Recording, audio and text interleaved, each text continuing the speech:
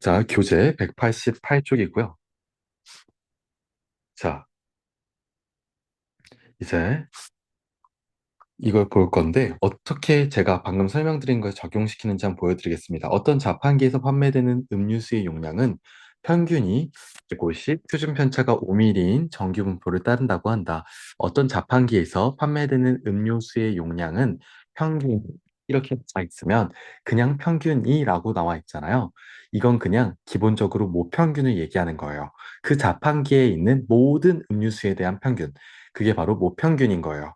그럼 이 모평균이 90ml. 자, 그럼 이 모평균이라는 의미로 M이라고 적을게요. 선생님이 앞으로 모평균은요, 소문자 M으로 표현할 거고요. 모 표준 편차는 시그마로 좀 표현할게요. 그래서 제가 별다른 얘기 없이 M이라고 적는 건 모평균이라고 생각하시면 되고, 제가 별다른 얘기 없이 시그마로 적는 거 있으면 그게 바로 모 표준 편차라고 받아들이시면 되는 거예요. 자, 그럼 표준 편차가 5mm, 얘 뭐야? 얘 시그마라고 적는 거지. 얘가 정규 분포를 따른데, 아, 그러면 모집단도 그러면 정규 분포를 따른다는 거야. 그럼 모집단이 정규 분포를 따르면요. 거기서 뽑은 샘플도 정규 분포를 따른다라고 알려져 있다 했잖아. 자, 그러면 M이 일단 150, 시그마가 5예요. 정규 분포 따라, 샘플도 정규 분포 따른다. 이때 여기서 판매되는 음료수 중 100개, 100개 이런 거 나오면 자, 이런 거 N이라고 적으세요. 자, 이미 추출 나오자마자 100개 샘플 뽑았다고 이게 N이라고 이렇게 적어주시고요. 그것의 표본 평균을 X바라고 하면요. 잘 봐. 확률 내라. 근데 무슨 확률?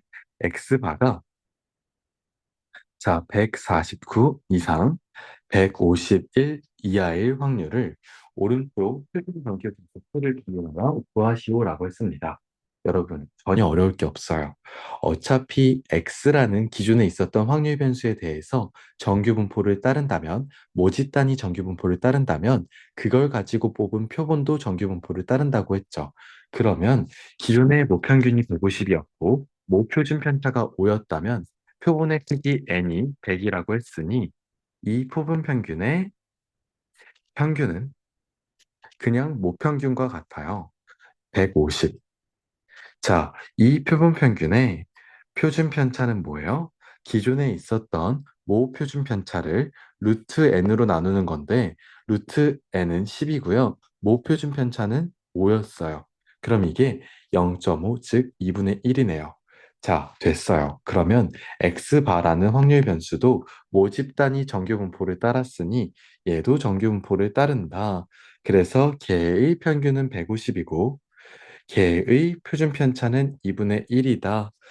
2분의 1의 제곱 이렇게 적어주시는 거죠. 자, 여기까지 됐을까요? 자, 어, 우리가 음, 정규 분포를 따르면요. 표준화시켜서 확률 구할 수 있죠. 앞에서 계속 표준 정규 분포표 했었잖아요. 자, 그러면 우리가 얘를 표준화해서 확률 구해 볼게요. 왜 굳이 표준화를 해? 주어진 게 표준 정규 분포표니까요. 자, 그러면 P 잘 봐. 149 표준화합니다. 149 별량에서요. X바의 평균을 빼셔야 되는데 X바의 평균이 150이죠. 150 나누기 X바의 표준 편차로 나눠야 되는데 X바의 표준 편차가 2분의 1이죠. 자, 이렇게 표준화 하시는 거예요. 똑같아요. 자, 이거보다 같거나 크다. X바가 뭐로 바뀌어요? Z로. 그리고 151 별량에서요. 평균 150 빼주세요. 이 150. 자, 그리고 X바의 표준 편차 2분의 1로 나눠주세요. 자, 이게 바로 X바가 149 이상 151 이하가 되는 확률하고 동일한 겁니다. 지금 이거 계산해 주시면, 자, 얘 계산하면 마이너스 2고요. 얘 계산해 주면 2예요. 즉, 마이너스 2 이상 Z가 2 이하의 확률을 물어보는 거죠. 자, 그럼 표준 정규 분포 곡선 구해봅시다. 자, Z가 이렇게 가로축이고요. 정규 분포 곡선이니까 종 모양이고, Z가 0을 기준으로 당연히 표준화 시켰으니까 평균이 0이죠. 그럼 마이너스 2 이상 플러스 2 이하는 마이너스 2가 요쯤 플러스 2가 요쯤 같은 거리만큼 떨어져 있겠죠. 근데 문제에서 주어진 건 z가 0 이상부터 스몰 z가 2일 때 그때 확률이 0.477이다라고 돼 있잖아요. 그러니까 이만큼이 뭐예요? 0.477이고 당연히 정규 분포 곡선은 양쪽 대칭이니까 얘도 0.477이죠. 자, 그래서 얘는 0.4772 미안 447이가 아니라 4772 곱하기 2를 하시면 0. 0.9544 이렇게 나옵니다. 그래서 필수이제 4번의 정답은 이렇게 구해주시면 됩니다. 자, 필수이제 5번에서 뵙도록 하겠습니다.